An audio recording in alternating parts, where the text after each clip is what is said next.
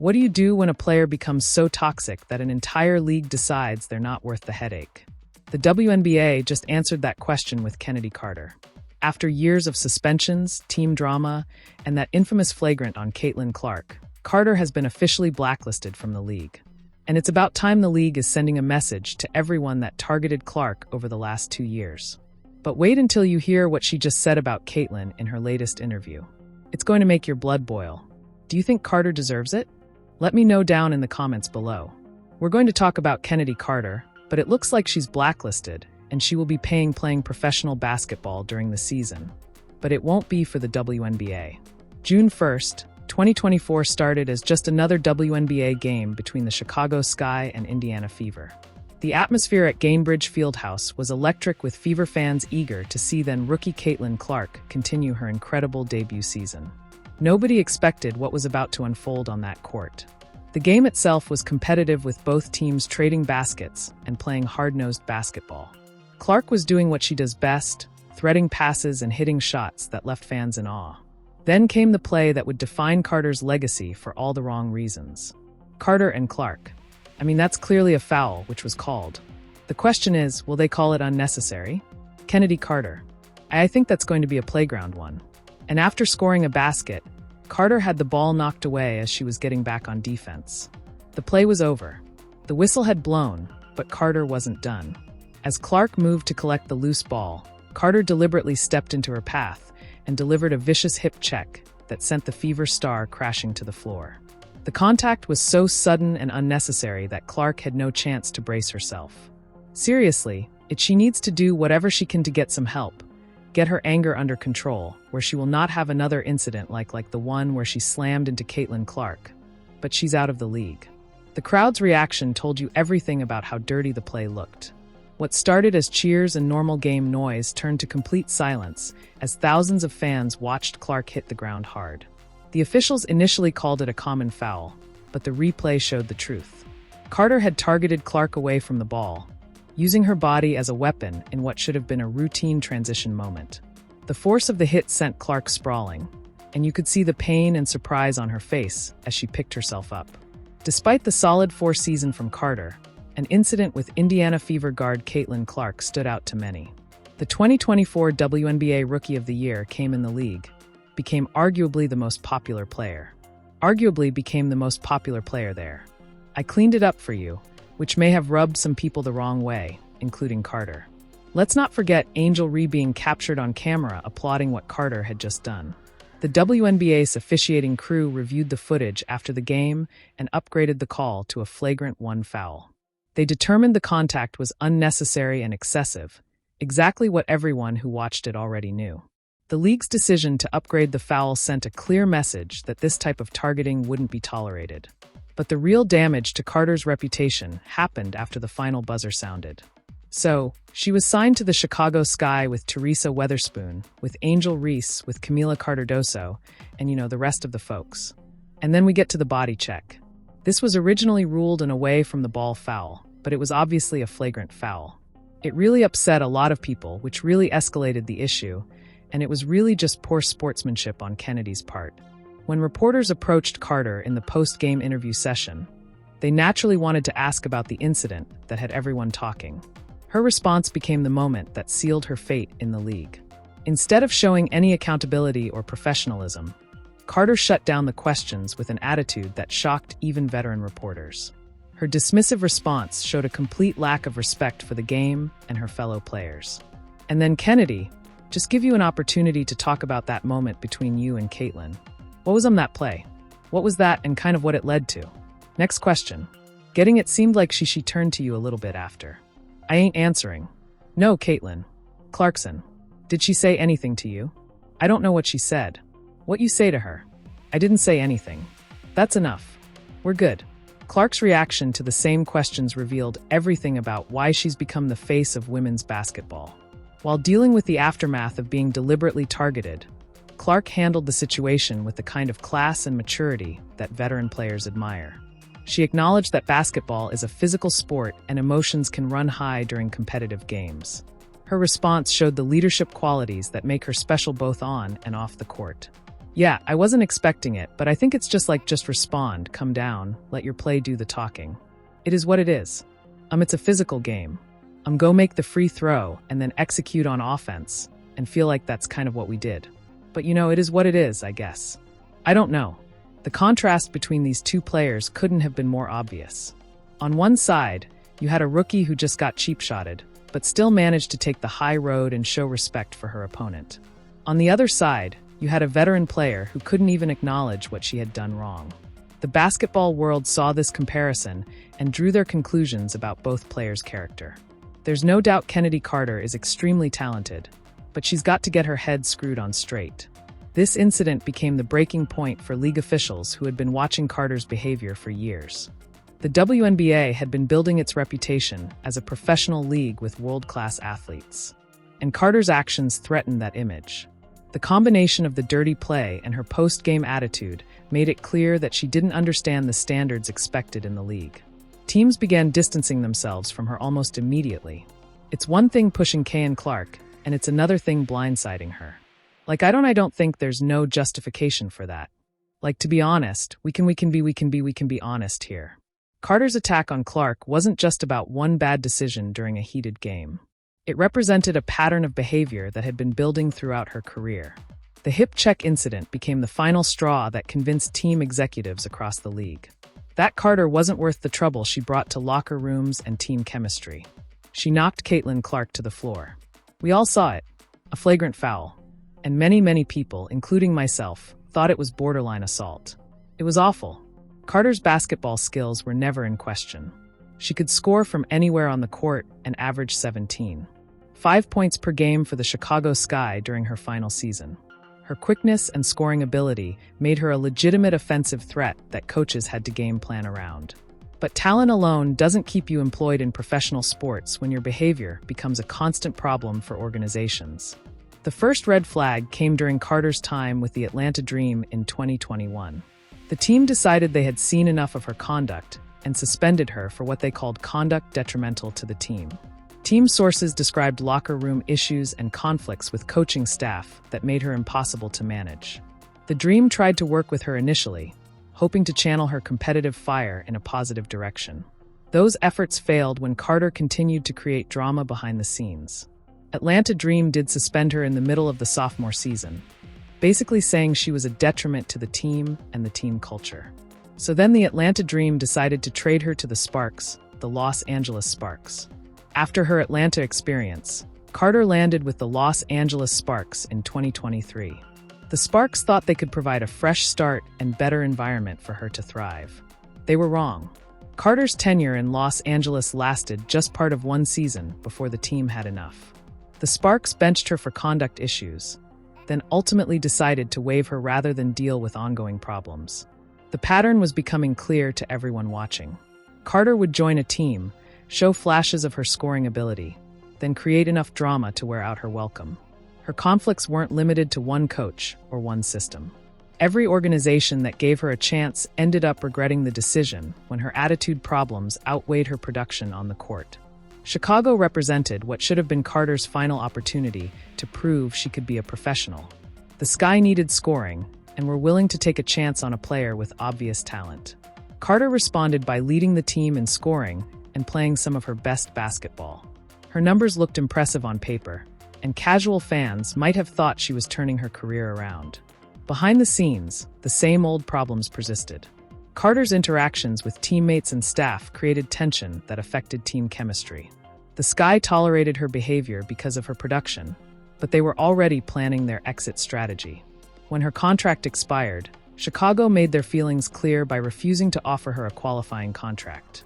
During the 2024 WNBA season, guard Chennedy Carter emerged as a key player for the Chicago Sky, leading the team in scoring with 17.5 points per game, a career high. She would still be probably their best pure offensive weapon if she was still on that team. Now, there's a world where Camila Cardoso, and I've said this, will be their best player this year. Provided they allow her to ball, or provided Angel Ree gets the hell out of the way. One of the two. General managers around the league watched Carter's situation closely.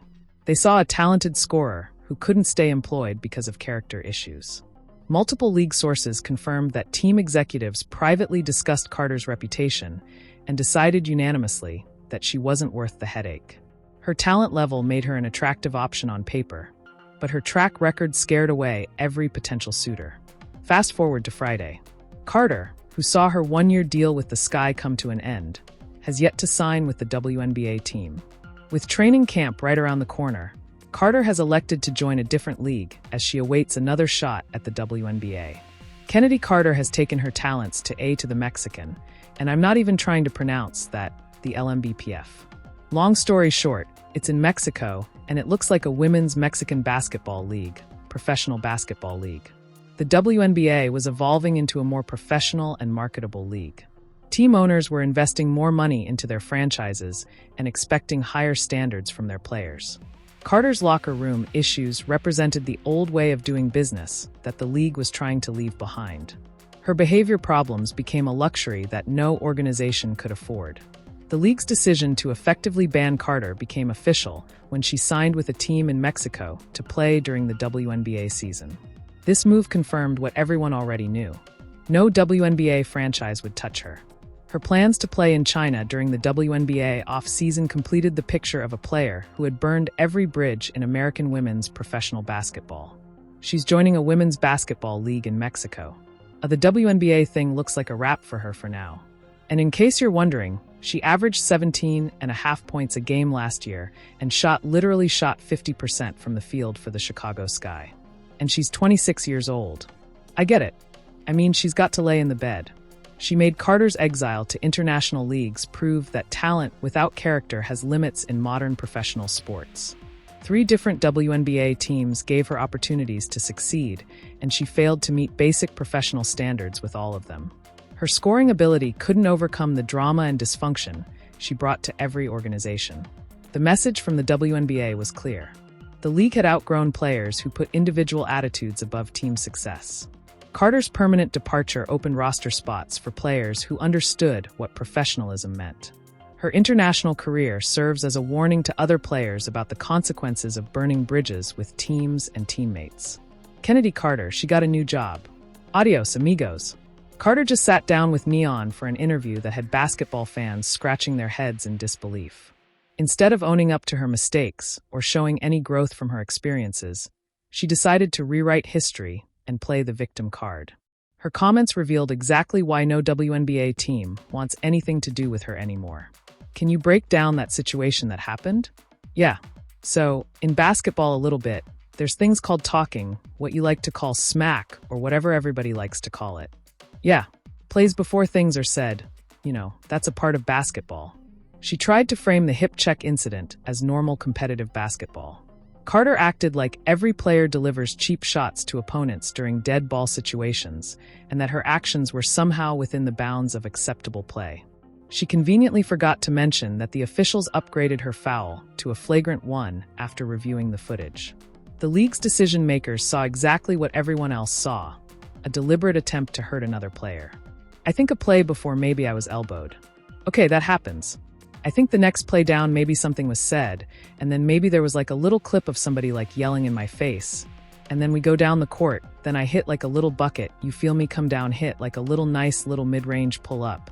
And then I just just give her like a little like I'm here like, I don't think it was, what's crazy me and my brother went back and watched and we seen a lot of clips in the NBA of guys getting like pushing LeBron like I think it was Jeff Teague or somebody who like pushed LeBron out of bounds like said, "Man, I was mad cause like we couldn't stop him." Carter painted herself as just another trash talker who got unfairly singled out for doing what players do every night. She tried to normalize her behavior by claiming that smack talk and aggressive play are part of the game. Her argument fell apart when you remember her post-game behavior. Competitive players talk trash during the game, then show respect afterward.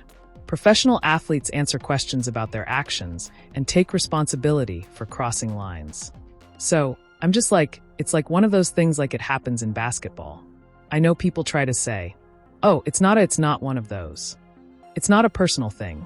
It's a competitive thing. It happens in basketball and like it's one of those things. But like, yeah, it's kind of what happened.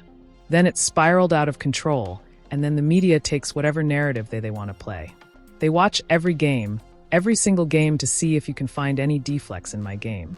And like really nothing that you probably could say too much about. So then you have trolls, and that's why I said they're going to be around regardless. But yeah, it was just like a nice little tap like I'm here. Not to harm you or anything. You know, if you want to push somebody, you're going to full force.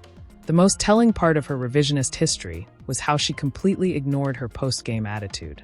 Carter acted like her refusal to even acknowledge Clark's name was no big deal. She skipped over the moment that showed her true character to millions of viewers. Professional athletes understand that media obligations come with the job, especially after controversial plays. Her dismissive attitude revealed someone who thought the rules didn't apply to her. I mean, that happens, man. It's one of those things. I'm a great player. She's a great player. It looks a certain way. Everybody's going to have their views on it. But my personal view is, I don't have anything against her. She's a great player, and so am I. And I've got buckets all that season. You know what I'm saying? So, just one of those things that I love it, though. They think I hate it. I love it. I love when it gets so you feed off of what people say and __. And it makes you more. Yeah, that's what I'm telling you. Oh yeah, I love the hate. I love it. Oh yeah. Fans online wasted no time calling out Carter's attempt to spin the situation. The comment sections across social media platforms filled up with people pointing out the holes in her story. They reminded everyone about her track record of team drama and conflicts with coaching staffs. Her pattern of behavior across multiple organizations made it impossible to buy her victim narrative. Something's got to wake her up, too. Something's got to wake her up and say, man, I could be in the WNBA right now, starting on a team, being their leading scorer. I've got to get my temper in my head under control. I got to figure it out somehow. Clark's supporters had a field day comparing how their star handled the situation versus Carter's approach. They highlighted Clark's professional response immediately after getting hip-checked and her mature attitude during post-game interviews. The contrast made Carter look even worse as fans shared side-by-side videos showing both players' reactions to the incident. Basketball fans started digging up Carter's history with other teams to show that the Clark incident was just the latest example of her problematic behavior. They posted about her suspension in Atlanta and her early exit from Los Angeles. The evidence painted a clear picture of someone who couldn't get along with teammates or coaches anywhere she played. And there has not been a peep about anywhere that she could be landing in this free agency. So a lot of people, including myself, are wondering, is she worth the risk? Now, her attempt to justify her actions only made people more frustrated with her lack of accountability. Fans expected some growth or maturity after being essentially banned from the league. Instead, they got the same attitude that got her into trouble in the first place. Carter's interview proved that her exile wasn't just about one bad play. It was about a fundamental inability to accept responsibility. She did. She stopped and went through that is not we watched the clip. I need to find the clip. There is no way that we're letting this happen. Saying that it was nothing like this is not a little, this is not just a tap. Her comments showed exactly why general managers around the league made the right decision in avoiding her. Professional sports organizations need players who can handle adversity, accept coaching, and represent their teams properly. Carter's interview demonstrated that she still lacked these basic qualities that every professional athlete needs. The reaction to her neon appearance confirmed what league officials already knew. Carter's toxic attitude wasn't worth any amount of scoring ability she might provide. Her inability to show growth or accountability made it clear that her permanent departure from the WNBA was the right move for everyone involved. The league chose its direction, and that path leads away from players who create drama instead of championship cultures. She can score with the lights out. She's pure offense, a pure shooting guard, scoring guard, and instant offense. But if you're a team, do you really want her on the team? I wouldn't. Carter's move to Mexico during WNBA season shows how far she's fallen from professional basketball's top level. The league made its choice between tolerating toxic behavior and building a sustainable future. They chose progress over drama.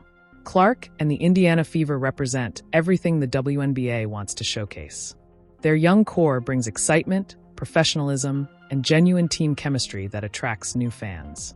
The Fever's approach to building culture stands in stark contrast to Carter's bridge-burning tactics across multiple organizations.